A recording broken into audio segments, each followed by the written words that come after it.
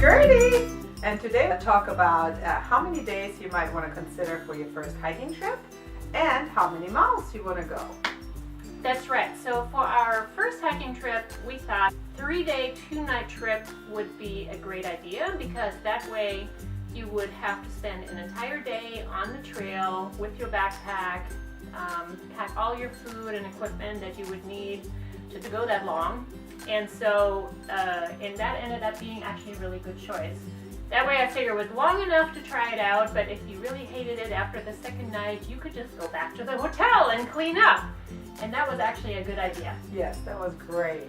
And then we were thinking about how many miles. The first time we got started around 10 o'clock in the morning, and the first day we hiked 5.5 miles, which was great because we had plenty of time to get to the shelter actually and not worry about being somewhere in the woods. And then after that we went 7.5 to 8 miles a day. Yeah, and that worked really well. That was a good distance, and we kind of learned the hard way that was about the right thing to do, because we were really ambitious on our first trip and we thought we could pull off 13 miles.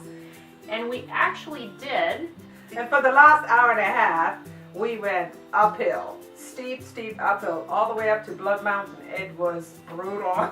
Yeah, like going stairs basically for an hour and a half. Yes, exactly. With backpacks on. So we were absolutely exhausted on that second day. And I remember laying in the tent that night and I was like, this was no fun. Everything in my body hurt. I smelled like who knows what. I couldn't sleep because I was too exhausted to sleep. Like, that actually happens. So we learned probably 7-8 miles is a good goal for maybe the first time going on a hike on the Appalachian Trail, because the terrain makes a big difference. You're going up and down.